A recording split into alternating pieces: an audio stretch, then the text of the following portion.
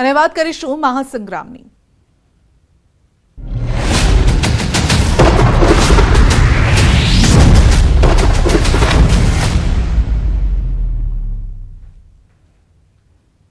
લોકસભાની ચૂંટણીમાં બીએલઓની જવાબદારી શિક્ષકોને સોંપવામાં આવે છે, પરંતુ અમદાવાદના ચેનપુર પ્રાથમિક શાળાની શિક્ષિકા સામે પોલીસ કાર્યવાહી થઈ છે।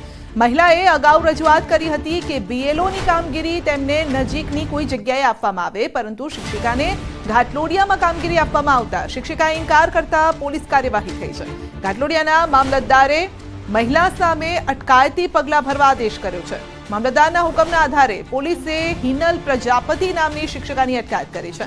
મહિલા શિક્ષિકાએ પોતાના બાળકો નાના છે તેમજ ઘરમાં વડીલોનું સ્વાસ્થ્ય સારું ન હોવાનું કારણ દર્શાવ્યું હતું અને હવે આ મામલે શિક્ષિકા લડી લેવાના મૂડમાં છે।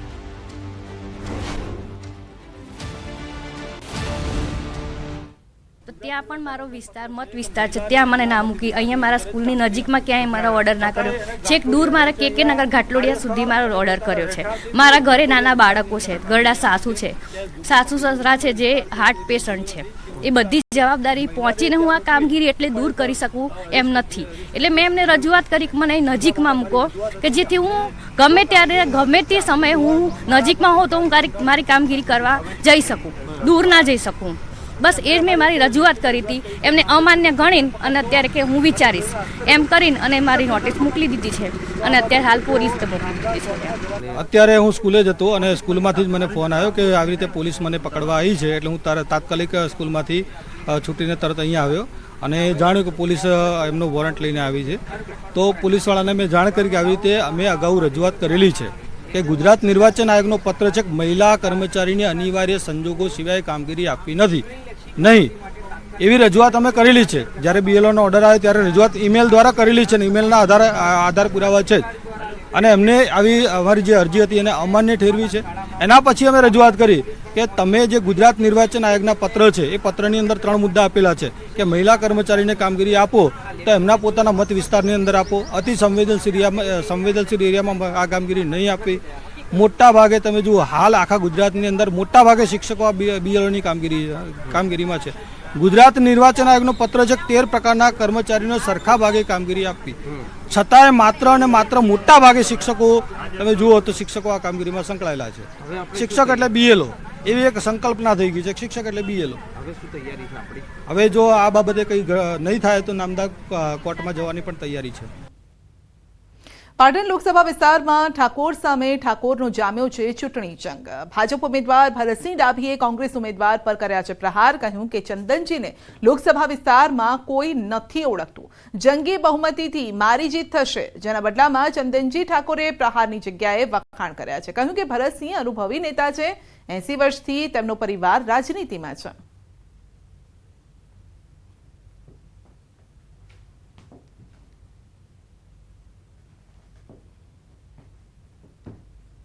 ચંદનજીભાઈ મારી સામે ઉમેદવાર છે, એમના પાટણ સિવાય કોઈ વિધાનસભામાં એમનો કોઈ જનાધાર નથી।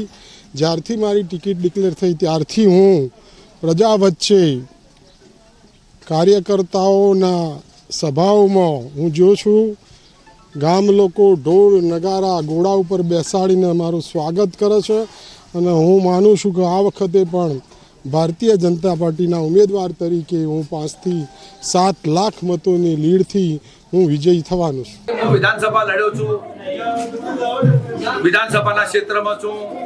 ભરતભાઈની ખૂબ બોળી રાજનીતિ છે, ભરતભાઈ ખૂબ અનુભવી નેતા છે, 80 વર્ષથી એમના પરિવારમાં રાજનીતિ છે, એટલે એમને જે સમજાવ્યું એમને વંદન, એના પર મારે કોઈ કોમેન્ટ કરવાની થતી નથી। સુરેન્દ્રનગર લોકસભા બેઠક પર ભાજપ દ્વારા ઉમેદવાર જાહેર કર્યા બાદ તળપદા કોળી સમાજમાં અસંતોષ છે અને ત્યારે લીંબડી ખાતે આવેલ તળપદા કોળી સમાજની બોર્ડિંગમાં તળપદા કોળી સમાજનું મહાસંમેલન યોજાયું અને જેમાં આગામી લોકસભાની ચૂંટણીમાં તળપદા કોળી સમાજ સંગઠિત થઈ પોતાની તાકાત દેખાડશે। પક્ષ ટિકિટ નહીં પણ આપે તો અપક્ષ તરીકે ચૂંટણી લડી લેવાના મૂડમાં છે અને આ અંગેની રણનીતિ કરવામાં આવી હતી। મોટી સંખ્યામાં તળપદા કોળી સમાજના આગેવાનો યુવાનો સંમેલનમાં હાજર રહ્યા।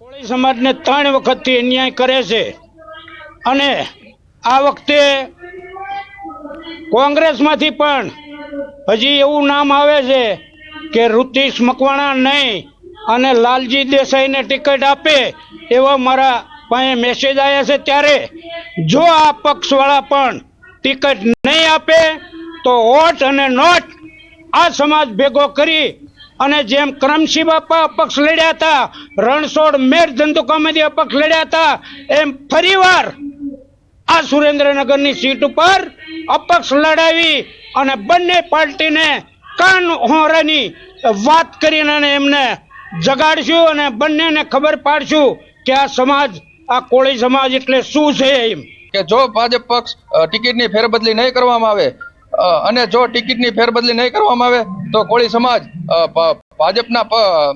ભાજપના આજે તેમને 5 લાખ મતની લીડથી વિજયની જે કલ્પના કરી છે એ તેમની બિલકુલ ખોટી પાડવાનો છે. અને ફરીને 3 વખતથી લોકસભાની અને વિધાનસભાની ચૂંટણીમાં સારા એવા આગેવાનોને કાપી અને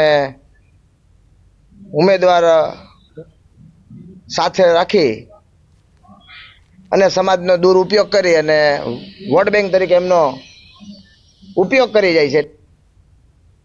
રાજનીતિનો ઉકળતો ચરુ હવે ભાવનગરમાંથી પણ બહાર આવી રહ્યો છે. તાજેતરમાં સુરેન્દ્રનગર બેઠક પર ચુવાડિયા કોળી સમાજમાંથી આવતા ચંદુભાઈ સિહોરાને ભાજપ લડાવી રહી છે અને તેવામાં કોળી સમાજના પૂર્વ સાંસદ સોમાભાઈએ ચુવાડિયા કોળી વિશે જે ટિપ્પણી કરી છે તેને લઈને ચુવાડિયા કોળી સમાજ પણ મેદાને ઉતર્યો છે. ભાવનગરના સિહોર ખાતે ચુવાડિયા કોળી સમાજની બેઠક મળી હતી ને જેમાં લોકસભા બેઠક પર ભાવનગરમાં પણ પોતાના સમાજનો ચહેરો મેદાનમાં અપક્ષ તરીકે ઉતારવાની રણનીતિ બનાવી છે.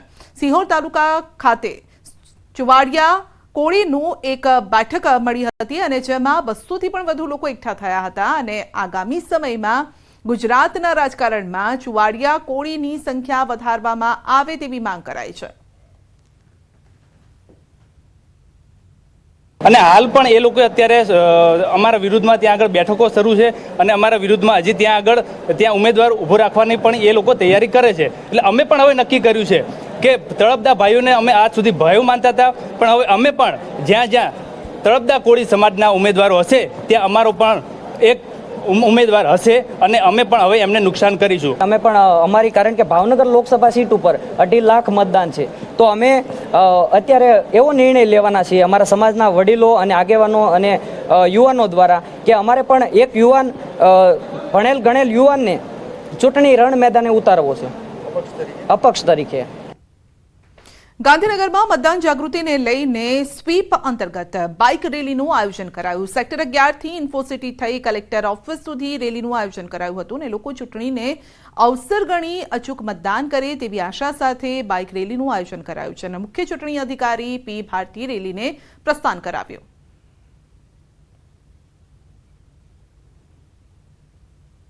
ઇન્ડિયા બિગેસ્ટ ડેમોક્રેસી છે, તો મે 7ના રોજ તમામ લોકો ખૂબ જ ઉત્સાહથી વોટિંગ કરે અને લાસ્ટ ટાઈમ કરતા અને ઇન્ડિયાના નેશનલ કરતા પણ અમારા ગુજરાતના વોટર ટર્નઆઉટ વધે એ માટે દરેક ડિસ્ટ્રિક્ટમાં આ ટાઈપના રેલીઝ, વોકથોન, અલગ અલગ કાર્યક્રમ ઉજવાઈ રહે છે. સમગ્ર રાજ્ય સહિત દેશમાં ચૂંટણીનો માહોલ જામી ચૂક્યો છે ને ત્યારે રાજકોટના ધોરાજી ખાતે પેરામિલિટરી ફોર્સની ફ્લેગ માર્ચનું આયોજન કરવામાં આવ્યું. ચૂંટણી સમયે કાયદો અને વ્યવસ્થા જળવાઈ રહે તે માટે આ આયોજન કરવામાં આવ્યું છે અને જિલ્લાના વિવિધ વિસ્તારોમાંથી આ માર્ચ પસાર થઈ.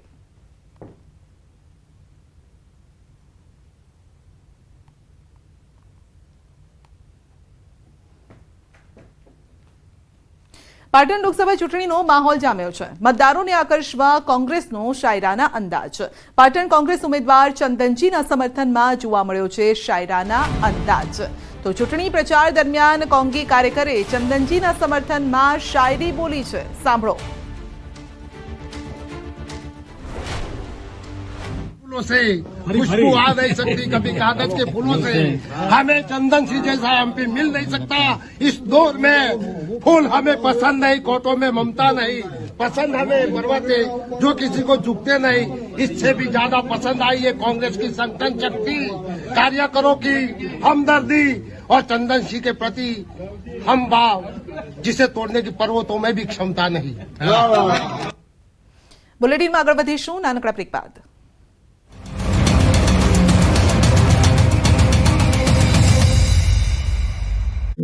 मेरे खाते। ભીષણ ગરમીના તાપથી બચવા માટે સુરતમાં પશુ પક્ષીઓ માટે ખાસ વ્યવસ્થા કરવામાં આવી છે. સુરત મહાનગરપાલિકા સંચાલિત સરથાણા ખાતે આવેલા પ્રાણી સંગ્રહાલયમાં પ્રાણીઓ માટે ઠંડકની વિશેષ વ્યવસ્થા ઊભી કરાઈ છે.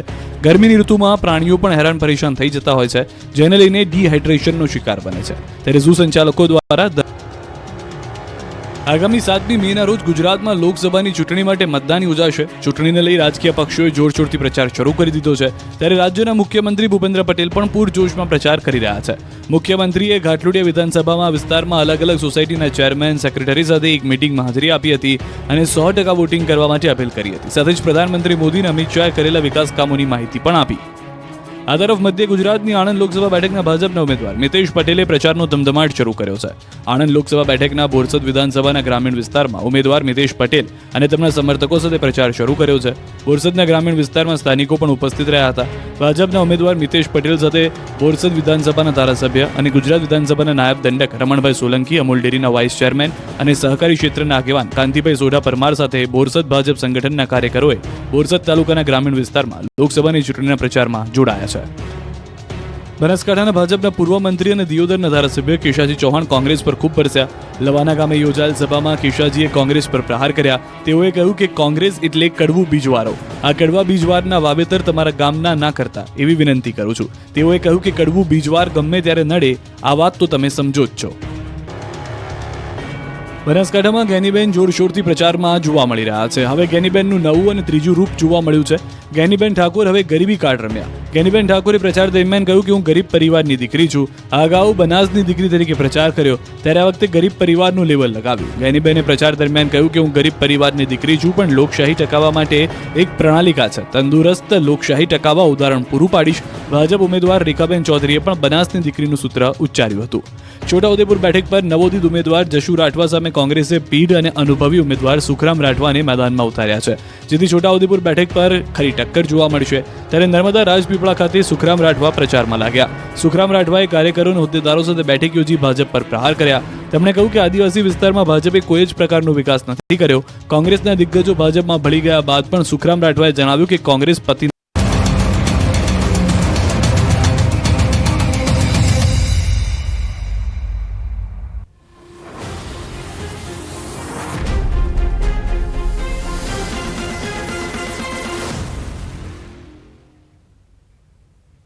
ગુજરાત લોકસભાની 26 બેઠકની ચૂંટણીમાં સૌથી વધુ જો કોઈ બેઠકની ચર્ચા થતી હોય તો તે છે ગુજરાતની સૌથી હોટ ફેવરિટ ગણાતી ભરૂચ લોકસભા બેઠક.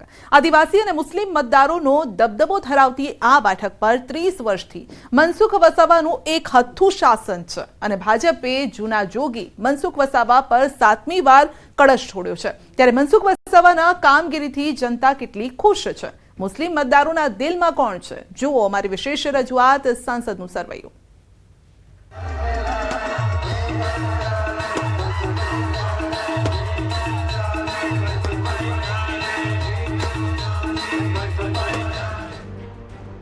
કંઈક આ પ્રકારના ગીતોથી જોરશોરથી પ્રચાર થઈ રહ્યો છે ગુજરાતની સૌથી ચર્ચિત અને આદિવાસીઓનો ગઢ ગણાતી ભરૂચ લોકસભા બેઠક પર. માં નર્મદાના કાંઠે વસેલા અને દક્ષિણ ગુજરાતના પ્રવેશ દ્વાર સમાન ભરૂચ લોકસભા બેઠક પર ગરમીનો જેટલો પ્રકોપ નથી એટલો રાજકીય પ્રકોપ છે. ગુજરાતની 26 લોકસભા બેઠક પૈકીની સૌથી વધુ કોઈ બેઠક પર ખરાખરીનો જંગ હોય તો તે છે ભરૂચ લોકસભા બેઠક. ઉદ્યોગોની હરણફાળ ભરી રહેલા આ વિસ્તારમાં 35 વર્ષથી ભાજપનો દબદબો છે, પણ આ વખતે ભાજપના આ ગઢમાં અહીંથી 6 ટર્મથી સાંસદ મનસુખ વસાવાને ડેડિયાપાડાના ધારાસભ્ય અને આપના નેતા ચૈતર વસાવાએ પડકાર ફેંક્યો છે. એટલે આ વખતે આદિવાસી વર્સિસ આદિવાસીનો જંગ જામ્યો છે. એક સમયે કોંગ્રેસના દિગ્ગજ નેતા અહેમદ પટેલનો ગઢ કહેવાતી આ બેઠક પર હવે મનસુખ વસાવા 30 વર્ષથી રાજ કરી રહ્યા છે. ભરૂચ લોકસભા બેઠક પર 1989 થી ભાજપનો દબદબો છે. 1989 થી 2019 સુધી ભાજપને ક્યારેય હાર નથી મળી. 2019માં ભાજપના મનસુખ વસાવાએ કોંગ્રેસના શેરખાન પઠાણને 3,34,214 મતથી માત આપી. ત્યારે આ વખતે કોંગ્રેસે પોતાનો ઉમેદવાર નહીં પરંતુ ઇન્ડિયા ગઠબંધનનો ચહેરો મેદાને ઉતાર્યો છે.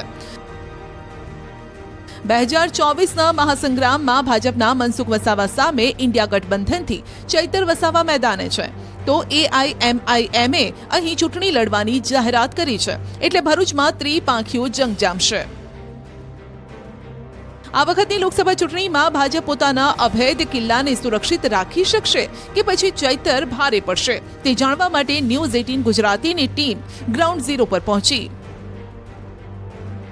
ટેક્સટાઇલથી લઈ ડેરી અને કેમિકલ પ્લાન્ટનું હબ કહેવાતા ભરૂચના વિવિધ વિસ્તારમાં અમારી ટીમે ફરી મતદારો પાસેથી પોતાનો મત જાણવાનો પ્રયત્ન કર્યો, તો જાણવા મળ્યું કે ભાજપના વિકાસના દાવા વચ્ચે હજુ પણ અનેક સમસ્યા છે, જેના ઉકેલની લોકો માંગ કરી રહ્યા છે.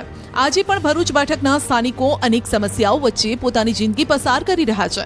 પશ્ચિમ વિસ્તારમાં હજુ પણ કોઈ કામગીરી નથી જોવા મળતી.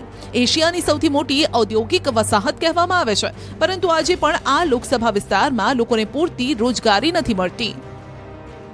છેલ્લા 6 ટર્મથી મનસુખભાઈ સંસદ હોય તો ભરૂચમાં એમણે કરેલા એક કામ મને ખાલી બતાવે તો કાલે મનસુખભાઈને મારે પુષ્પગુચ્છ અને હાર પહેરાવવાનો. છતાં પણ આ ભરૂચની પબ્લિક બહુ સહનશીલ છે. વારંવાર આટલું બધું દુઃખ સહન કર્યા છતાં બી એન કેન પ્રકારે ભાજપને મત આપે છે, પણ હવે પ્રજા બહુ જાગૃત છે ને જાકારો 100% મળવાનો છે. परेशानी सबसे ज्यादा ये है कि इंसान पेट भर के नहीं खा सकता. विकास करना है तो आम इंसान को ढूंढो, उसको नौकरियां दो. उसको बेरोजगारी है या धंधे वाले नहीं है तो उसको धंधे पे लगाओ, उसको सही तरीके से आओ ऊपर लाने की कोशिश करो. ये हमारी मांग है, ताकि गरीब से गरीब 2 रुपया कमाएगा तो जनरल में खर्चा करेगा. બીજી તરફ અમને ઘણા એવા પણ લોકો મળ્યા જેઓ સાંસદ મનસુખ વસાવાની કામગીરીથી ખુશ છે. મુસ્લિમ મતદારોના મનની વાત પણ જાણી તો તેઓ પણ ભાજપની કામગીરીથી ખુશ જણાયા. ભરૂચમાં અમને લગભગ 48 યર્સ થયા છે અને અમે અત્યાર સુધી જોયું છે, અમને વિકાસ દેખાય છે કે વિકાસ સારો થયો છે. મોદી સરકારના શાસનમાં મતલબ સારો વિકાસ છે. ના સારું, પહેલા કરતા બી થોડું બદલાવ છે આમાં. પહેલા તમે આમ દિવસે બી આમ નીકળો તો નતું બહુ એટલું સારું, બધું જંગલ ટાઈપ હતું. અત્યારે તમે જો ડેવલપમેન્ટ ખાસું બધું થઈ ગયું છે અને સુવિધા બી સારી કરી દીધી છે. જગ્યાએ શોરૂમ છે, હોસ્પિટલ્સ છે, લોકોને નોકરી સારી મળી ગઈ છે, તો અત્યારે લોકોને કોઈ પ્રોબ્લેમ બી નથી. તો કામો તો સાહેબ છે જ નથી. આ ઝઘડિયા ગામમાં 15-20 વર્ષથી અત્યાર સુધી એક બી રોડ બન્યો નથી. હવે સંસદની અંદરના સાંસદના રિપોર્ટ કાર્ડ પર નજર કરીએ. છેલ્લા 5 વર્ષમાં મનસુખ વસાવાની સંસદમાં 82% હાજરી રહી, 128 સવાલ પૂછ્યા, 46 ચર્ચામાં ભાગ લીધો, 9.5 કરોડ રૂપિયાની ગ્રાન્ટ પણ વાપરી છે. આખા બોલાની છાપ ધરાવતા અને જાહેર મંચ પરથી અધિકારીઓને ખખડાવતા મનસુખ વસાવા કામના જોરે ચૈતર વસાવાને ધૂળ ચટાડવાનો દાવો કરી રહ્યા છે. બીજી તરફ ભરૂચ બેઠક પરના ઇન્ડિયા ગઠબંધનના ઉમેદવાર ચૈતર વસાવાએ પલટવાર કર્યો છે કે મનસુખ વસાવાનો અમે ઘમંડ તોડીશું. સમગ્ર ભરૂચ જિલ્લામાં અને મારા મત વિસ્તારની અંદર કાયદો અને વ્યવસ્થા જળવાઈ રહે એના માટે મેં સતત પ્રયત્નો કર્યા અને એમાં જબરજસ્ત મોટી સફળતા મળી. ઔદ્યોગિક ક્ષેત્ર છે ભરૂચ જિલ્લો, દહેજ, પાનોલીથી માંડીને અંકલેશ્વર જીઆઈડીસી, ઝઘડિયા જીઆઈડીસી, આ બધામાં જે પહેલાં જે તોફાની તત્વો હતા અને ઉદ્યોગો લોકોને રંજાડતા હતા, એમને પણ કાયદાને ધ્યાનમાં રાખીને આવા તત્વોને અમે દબાયા અને આજે ઉદ્યોગો ખૂબ સરળતાથી ભરૂચ જિલ્લાની અંદર ચાલી રહ્યા છે. હું ચોક્કસ માનું છું કે સ્લમ એરિયાની અંદર કેટલાક પ્રશ્નો એ છે, પણ એ આવનારા દિવસોની અંદર ભરૂચને મહાનગરપાલિકા બનાવવા તરફ જઈ રહ્યા છે, તો આવા બધા પ્રશ્નો સોલ્વ થઈ જશે. અને ભાંગ્યું ભરૂચ એમ કહેવાતું હતું, એ કહેવતને અમે ભૂંસી નાખી આજે ભૃગુ ઋષિનો ભરૂચ કહેવાય છે. અને વડીલ પણ થયા છે, આગળ પણ રાજીનામું આપ્યું હતું, ત્યારે મનસુખ દાદાને આ વખતે પણ અમે લોકો બધા સાથે મળીને આરામ આપવા માંગીએ છીએ. અને તમે જોઈ શકો છો 5 લાખની લીડ અને એ પણ રમતા કેટલો બધો અહમ અને ઘમંડ છે. એક બાજુ નર્મદાના પૂરમાં લાખો લોકોના ઘરો ખલાસ થઈ ગયા, ઘરવકરી ખલાસ થઈ ગઈ, એમને વળતર તમે નથી અપાવી શક્યા. આ વિસ્તારોમાં શિક્ષકો નથી, શાળાઓના ઓરડાઓ નથી, આશ્રમ શાળાઓમાં જર્જરિત મકાનો છે, તે તમે ન્યાય નથી અપાવી શકતા. યુવાનોને રોજગાર તમે અપાવી નથી શકતા. પણ આ એમનો અહમ છે, ઘમંડ છે, જે આ વખતે અમે બધા સાથે રહીને તોડીશું અને અમે 50,000ની લીડથી અમે જીતવાના છે.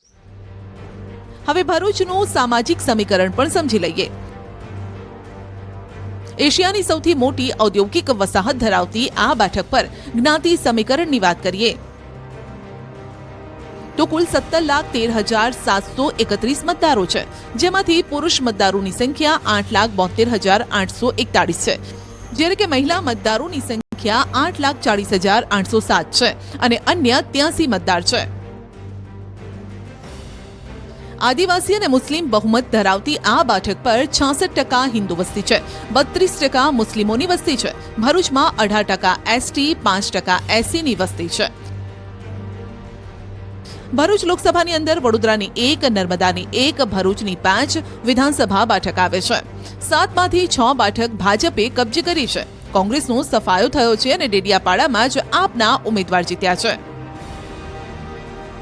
ભરૂચ લોકસભામાં કરજણ, ડેડિયાપાડા, જંબુસર, વાગરા, ઝઘડિયા, ભરૂચ અને અંકલેશ્વરનો સમાવેશ થાય છે. બીજી તરફ કોંગ્રેસ મોટાભાગે મુસ્લિમ મતદારો મેદાનમાં ઉતારતું આવ્યું છે, પરંતુ દેશની રાજનીતિના સૌથી મોટા અજ્ઞાત યોદ્ધા ગણાતા સ્વર્ગસ્થ અહેમદ પટેલના પરિવારને સાઇડલાઇન કરી કોંગ્રેસે ગઠબંધન ધર્મ નિભાવ્યો.